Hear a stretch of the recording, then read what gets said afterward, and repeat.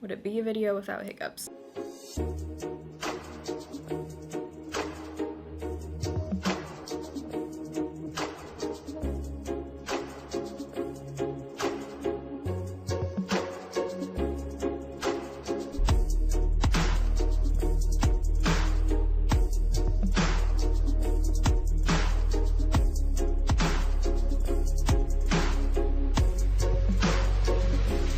Alright, so today it is day 3 of 15 days of foundation. I literally can't talk today. I think I've said every sentence 15 times. Days 1 and 2 are linked down below in the description box in a playlist along with past seasons of 15 days of foundation. Today we're talking about brand new foundation. This is the YSL All Nose Itch. So the full name for this is the YSL All Hours Full Coverage Matte Foundation. Hold on to your chairs, folks. This retails for $58 and you only get 0.84 ounces of product in here. With a standard foundation, you get 1 fluid ounce, so you do get less than standard. This foundation comes in 22 shades, with the lightest shade being B10 Porcelain. The only other YSL foundation I've tried is the Fusion Ink foundation, which I do really like. I have a pretty old review on this thing comparing it to the Maybelline foundation like this. In the YSL Fusion Ink foundation, I do have the shade B10 Porcelain. I swatched it on my cheek the other day before I ordered this and it looked a little bit light for me right now, so I ended up going with the shade BR20, which is fair light with neutral pink undertones. I'm gonna insert swatches right here of both of these foundations compared to some of the other foundation shades I own so you can see which shade you might be. Okay, so swatch time right here is the YSL All Hours foundation in the shade BR20. Next to it is the YSL Fusion Ink in B10, Dermacol 208, Pure Cosmetics Baradol in Porcelain, Urban Decay Naked Skin 0.5, and Maybelline Fit Me Matte and Poreless in 110.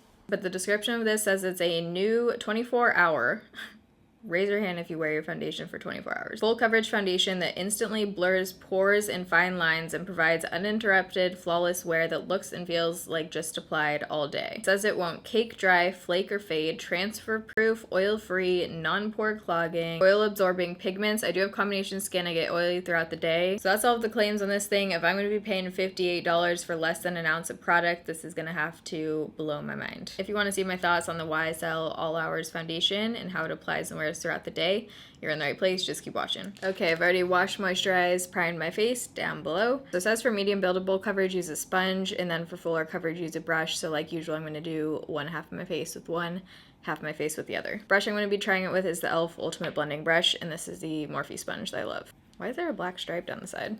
Maybe that's supposed to be like a design thing, but it kind of looks like it's just stuck on there. Ooh, that was a good open close. That's like those drawers, you know, like the soft close drawers. So good.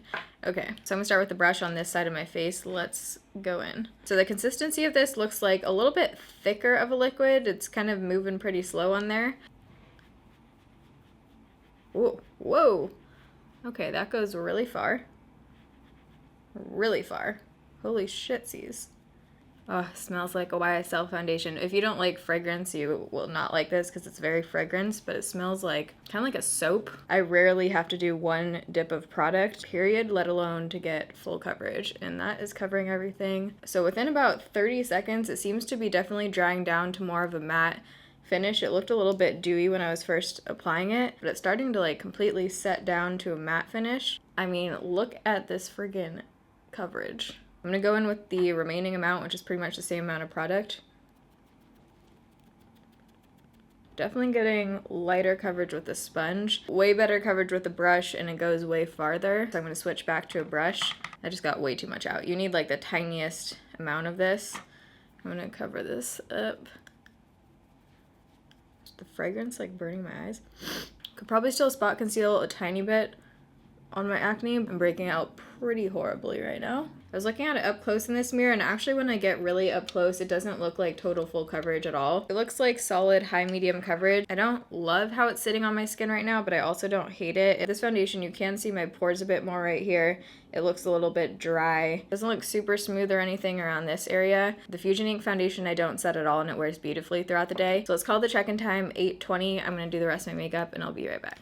Okay, so it's now 8:54. That was pretty interesting to say the least. So it went from mediocre, not horrible looking, not great looking, to shit level about 8 out of 10 within like 15 minutes. Basically what started happening was it oxidized even more, and then my forehead started looking crappy. Before I attempted to fix my face with powder, I took a clip in natural lighting, so I'm gonna insert it right here so you guys can see what my forehead was looking like. But basically started creasing in my fine lines. Center of my forehead looked pretty bad. It kind of just aged my skin and was kind of clinging to weird spots. I had already applied my bronzer, which blended out okay on top. So at this point I hadn't applied powder yet. I definitely don't agree with the claims about it instantly blurring pores and fine lines. So in an attempt to not make my face and this foundation look completely shitty, I used the Laura Geller Balance and Brighten Powder and Porcelain. If I ever powder my face in a foundation video, it's with one of my go-to powders. This is one of them. I know how it wears, how it performs. So it definitely helped to lighten my face. It matches my body a lot better now. This powder has kind of like a satin finish to it, so for the most part when I apply this, it does help to kind of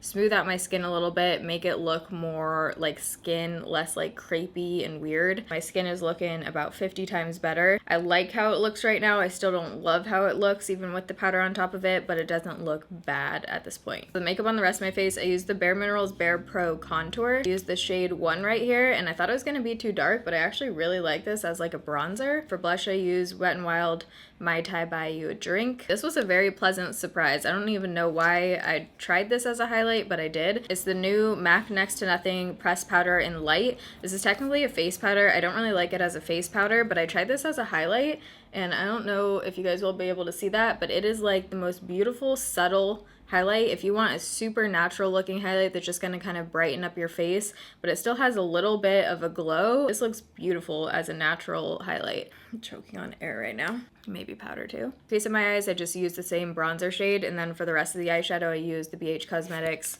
Essential Eyes 28 color eyeshadow palette. This is like the cool toned one. I don't like this palette as much as some of the others from BH. And lips, I used Maybelline 105 Nude Whisper Liner. I just put this all over my lips and then topped it off with the L'Oreal 601 Nude Ballet Gloss. This is hands down one of the best gloss formulas in my opinion. If you haven't tried these L'Oreal lip glosses, they are amazeballs. They feel so soft and like buttery almost on your lips. It's everything that's on my face. We're gonna call the check-in time 8:30 since that's about when I finished up my face makeup and powder and everything.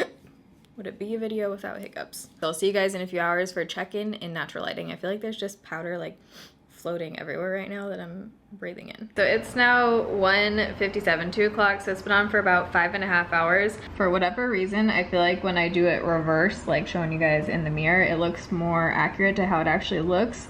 Probably because this is like bouncing off the natural light. So for being a long-lasting, mattifying, oil-controlling foundation and using a powder right now, I am looking pretty dang oily after 5.5 hours. It doesn't look like it's breaking down a whole lot yet, which is good. Like the center of my forehead doesn't look like it's separating. It is caking up a little bit around my nose right here. My chin looks pretty oily. My chin doesn't usually get this oily. There's a little bit of upper lip creasing too. Yeah, I mean, you can see my pores and just how oily I am right here. Ew, it looks like it's caking up over here. My forehead right now doesn't look horrible besides the oil. I'm just oily, but down here and the rest of my face, I do not think it's looking good. It also has continued to oxidize throughout the day. It's now like 2 shades too dark at least, but I'm gonna keep wearing this throughout the day and I'll see you guys at the end of the night. Just worked out. I haven't had the urge to work out in like months, so when it comes, I just have to ride that train, you know what I'm saying? So I stopped working, worked out, and now we're here looking great. So it's 6:34. Before I get into the foundation update,